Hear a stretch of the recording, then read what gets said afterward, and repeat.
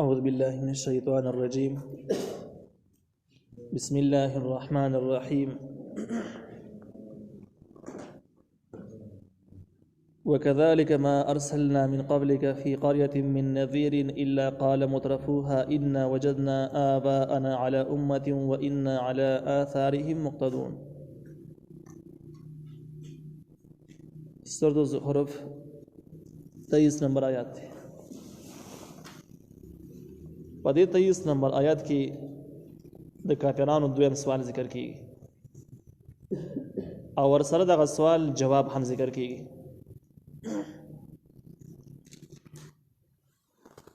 نو کافرانو یو دلیل داو چې د کم کارونه مونږ کوو نو په دې باندې الله راضي دی، کو الله په راضي نه وي نو به کولای نشو. د اعتراض مخکې تر شوی تفصیلی د دې ځکه نه پورې راورسېد چې وإن على آثارهم مهتدون پورې راورسېد. دې ځکه نه اخوا هغې تفصیلي جواب ذکر کیږي. الله تعالی وایي دوی چې کومه خبره کوي چې دا کار د الله خوښ نه وي، زمونږ د جرمونه خوښ نه وي، نو الله به موږ جبران منې کړي وي، موږ به کولی نه شوې. نو وایي دا هغه ویناګانې دي چې د دې نه مخکې چې کوم امتونه تېر شوي دي، کوم چې هلاک شوي وو هغوی به هم ویل. نو که دا صحیح دلیل وي دا خلک بیا هلاکېدی نو، خو دا دلیل داسې دی چې دا ګمراهۍ دلیل دی نو هغو هلاک شو، نو دوی به هم هلاکېږي. دې ته اشاره شوه. الله تعالی وایي وکذلک همدغه شانته کې ما ارسلنا موږ نه دي لېږلي من قبلک ستا نه وړاندې ای پیغمبره فی قریة په هېڅ یو کلي کې من نذیر یره ورکوونکي پیغمبران الا قال مترفوها مگر خامخا ویلي دي عیش پرستانو د دغې کلي. مترف هغه چاته ویلی کېږي چې مال دولت اساسي ډېري خوشحاله ژوند تېری، عیش پرست سړی، دین سره کار نه دنیا سره کار، د سهولیت سهولت پسند او مالدار پسند چې کوم د سرمایه دارانه خلکو ته هم ویلی کېږي.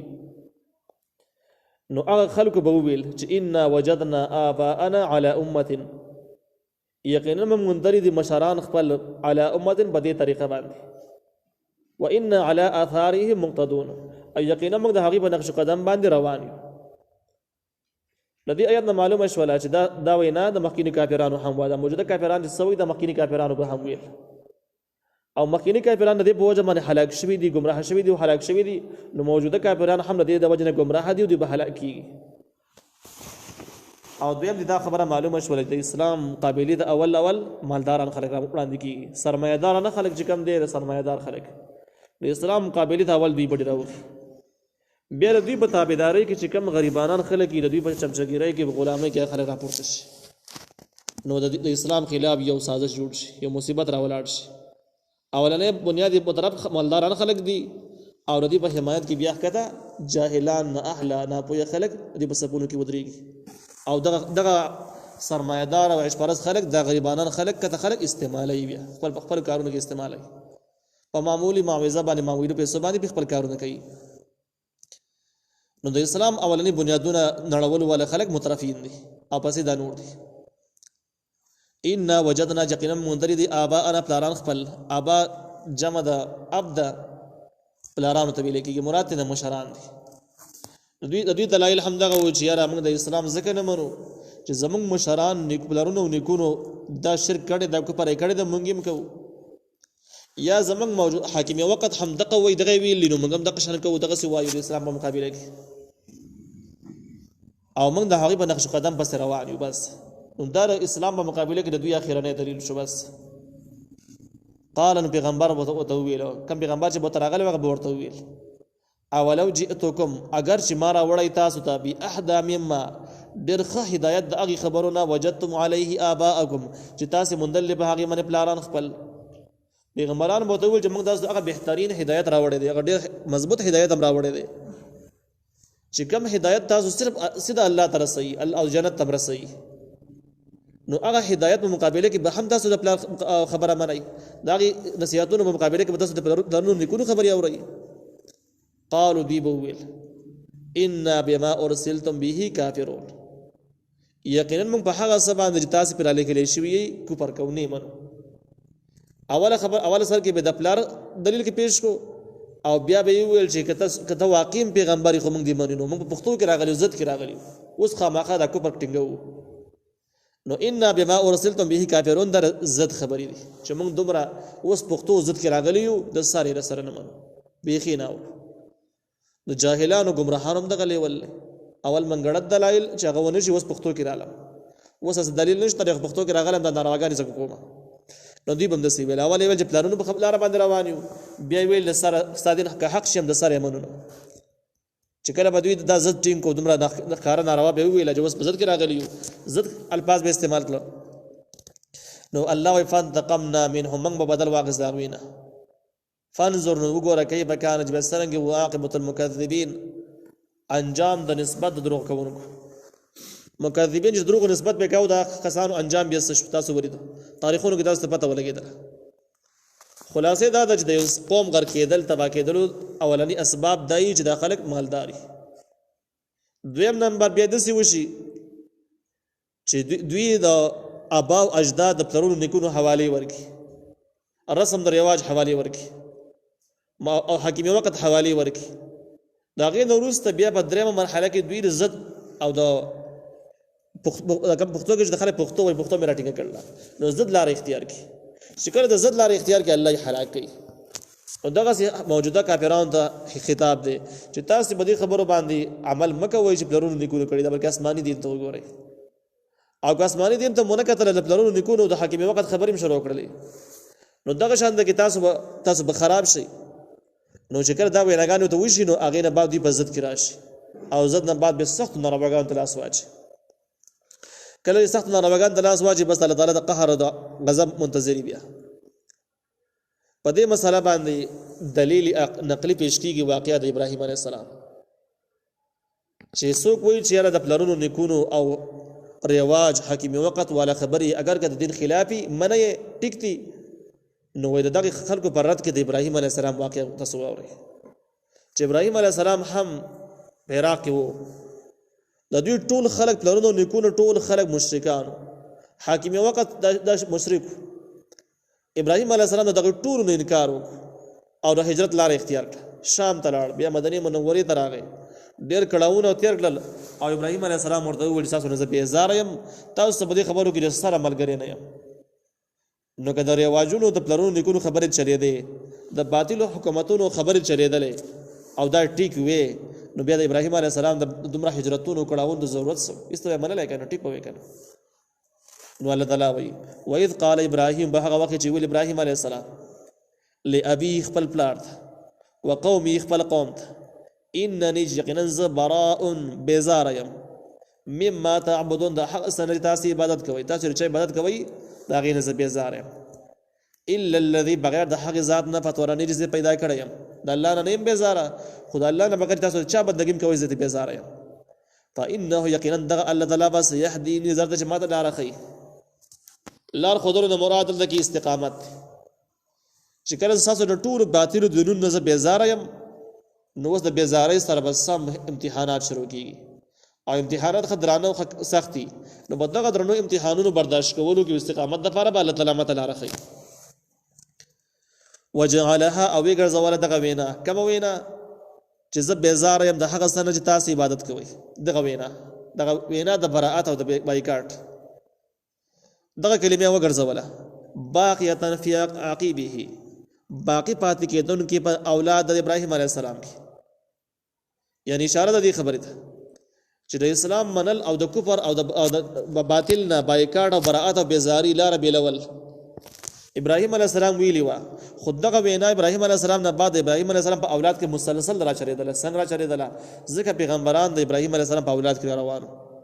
نو چې پیغمبران به روانو پیغمبران په خپل او د پیغمبرانو ملګری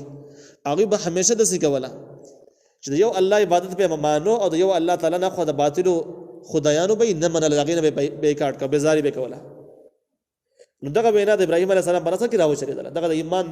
کوم مضمون چې راوچلیدل لعلهم دې د فار داخله يرجعون را واپس چې د گمراهی نه دغه وینا د ابراهیم علیه السلام په نصر کې الله ذکر راوچلوله د بیزاری کما وینا چې وا چې دا په نصر کې روانه نو کوم خلک چې بیلاری کیږي نو د بیلاری کېدو نو وروسته به بیرته سم دین تراوي را واپس کیږي به الله تعالی بل متعت هؤلاء دا د سوال جواب دی شکل د براءت او د باطل نه د بیزاری لاره دا د ابراهیم علیه السلام او د ابراهیم علیه السلام نه بعد ابراهیم علیه السلام په اولاد کې را چلیدله نو بدې کې د مشرکان څخه ګوري دا شرک کې کوم څه کې پیدا شو د بدپرستی څخه کوي او د اسماني دینونو د بغاوت پکې څه کوي جواب یې الله په خپل او چې بل متعت هؤلاء بلکې ما پیدا ورکړې دي خلکو ته و آباءهم ردی پلارانو د هم یعنی هغوی ته مې سهولیات ورک امن مې ورک مالداری مې ورکړه الله نو بس دغه پیدا چې مې ورکړې حتی جاءهم الحق در دې چې وتراغي حق ورسول مبین او پیغمبر ښکارا مطلب دا ده چې الله تعالی دې ته ما ډېر سهولیات او ډېر اسانتۍ ورکړي او دغه اسانو کې د الله پیغمبر هم راغی قرآن هم راغی او دغه انسان فطرت ته چې کړه د مالدار یو سہولت پسندي سہولیات وسره ډېری د الله دین نه باغی کیږي نو بس باغیان شو نو د پیغمبر او د قرآن د بغاوت وجه څه شه دی هغه فائدې دي چې کوم الله ورکړي معلومه شو چې ډېر سہولیات انسان د دین نه باغی کوي اړای نو بده وجه باندې باغیان شو نو بده آیات کې هم د بغاوت سبب ذکر شو چې هغه متعتو د فائدې به ورکړي او هم دغه نه ورسته د مشرکانو د پاره زجر د کوم خلک قرآن نه مری پیغمبر نه مری دغه د پاره زجر د اساس وجه صدا هم زما کتاب چې نه مری زما پیغمبر چې نه مری سوجره خو فائدې به درکړي بلغه وجه باغیان شوی الله ولما جاءهم الحق حق چې تراغ حق چې دا قرآن دی قالوا دی ویل هذا سحر دا جادو دی وانا به کافرون یقینا بده باندې کفر کوونکی نو دا مشرکانو باندې یو بل طریقه باندې رات شو چې ګورې تاسو ته ابراهیم علیه السلام راغی تاسو نیکه دی تاسو خپل ځان هغوی ته منسوب کوئ بیا دغه هغه تاسو پلرونو نیکونو کې راځي نو که تاسو د پلرونو نیکونو خبرې اورئ نو د ابراهیم علیه السلام خبرې پکې ولې نه اورئ هغه هم پکې واورئ که او دویم پکې د کفر سبب ذکر شو چې کفر ولې کوي او دریم د دې ګستاخانه الفاظ چې د قرآن باره کې دوی کوم الفاظ استعمالوي نو دې ځکه دغه مضمون مکمل شو الله تعالی وقالو او دوی به ویل لولا نزل هذا القرآن على رجل من القريتين عظيم ولې نازلېږي دا قرآن په یو سړي باندې من القريتين د دوه کلونو عظیم چې غټ کړي دي یا غټ سړي دي دا د خلکو یو بل فکر دوی ویل مشرکان به ویل چې ګوره په دنیا کې قیمتي سړی څوک قیمتي انسان ویل هغه چې ډېر مالدار وي دا دوی خیال دا هم سرمایه‌دارانه فکر دی سرمایه‌دارانه قدم د قشنه کې ده چې څوک مالدار دی قیمتي څوک غریبي نه قیمتي نو مشرکان به ویل چې ګوره د انسان قدر او قیمت په کوم ځای کې نه معلومیږي د مالدارۍ نه معلومیږي اوس مالداران چې کم دي نو مکه کې غټ مالدار شته تاجران شته او طایب کې هم شته دا دوه کړي دي ځینې مالداران طایب کې دي او ځینې مالداران مکه کې دي غټ خلک دي نو مددي مکی او د مدینه د مکی او د طایب غټ مالداران پاګې باندې قرآن ولې نازلې دو ا مالدار او هغه خو مستحق د کافرانو سوال د دریم سوال نو چې کله قرآن مقابله کې بس شي پاتې نشو نو دغه خبر راځوند دی کړه چې د په یو یتیم غریب باندې نازلې دو نو په یو مالدار سرمایه‌دار باندې ولې نازلې دو الله تعالی جواب اهم یقسمون رحمت ربک آیا دا کافران تقسیمای رحمت دربستا اینه تقسیم د الله کار دی که مشرکانو کار دی چې د مالدار مستحق دی د بل مستحق نه دی تقسیم مستحق د الله دغه الله تعالی تقسیم کوي د خلکو کار خو نه دی الله و نحن قسمنا من تقسیم کړي دی بینهم وبین د خلکو کې معیشتهم اسباب د ژوند د دوی په حیات دنیا په ژوند دنیا کې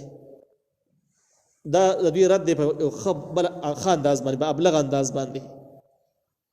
مطلب دا د چې ګور نبوت او پیغمبري خو ډیر لوی شي دغه پرې دا دنیوي اسباب یو کمزور او بیکار اساس د بنسبت د پیغمبري باندې لیکن دغه دنیوي اسباب هم الله او متاسو باندې ما تقسیم کړی دي څوک ډیر مالدار څوک لږ مالدار څوک غریب څوک ډیر غریب نو دغه دنیوي اسباب د باندې هم ما تقسیم کړي باغې کې ساسو کار نشته نو پیغمبري خو ډیر لري شي باغې کې ساسو کار کړی دی هغه د ساسو لاس کړه رسیږي نو الله تعالی وایي چې موږ تقسیم کړل په باندې دوی کې معیشتهم سامان د ژوند اسباب د ژوند فی الحیات الدنیا په ژوند دنیا کې ورفعنا موجد کړي دي بعضهم بعض دوی لرا فوق بعض د پاس د بعض نور درجات په درجو کې یعنی مالی حیثیت کې بعض خلک د بعض نه اوچت دي لیتخذ د پاره چې ونی سي بعضهم بعض دوی نه بعض نور لرل سخریا په نوکرای سره سخریا د اصل کې د مسخر نه اخستل شي که مسخر نه واخستل شي نو معنی دا یو کس د پیسو بس ذریعہ باندې خپل نوکر ګرځول او کدا ټوکو نه واغسته شي به معنی سميږي چې لیت تک بعضه بعضا سخريه انجام د دغه دا د بعض خلک د بعض نور لپاره په ټوکو باندې بیانې سي الله یې موږ سامان د ژوند تقسیم کو څوک هم ډېر مالدار کړو څوک هم لږ مالدار کړو څوک ډېر غریبان څوک لږ غریبان د ژوند یو نظام ورله جوړ کړو او هغه نتیجه دار وته چې مالداران ولګي د غریبانو پورې منډي شروع کړي ټوکې پورې شروع کړي دا دوه مضمونونه چې کوم تفسیر اصل کلام ذکر کړی دي ورحمت ربک او رحمت ربستا خیر ډېر غوړه ده مما د هغه سره یجمعون چې داخله کې را جمع کوي یعنی هغه نبوت او دلدله احسانات فضایل چې الله تعالی درکړي دي هغه ډېر بهتر دي هغه خبرونه چې هغه سيزونه چې کوم داخله را جمع کوي مال دولت نه مراد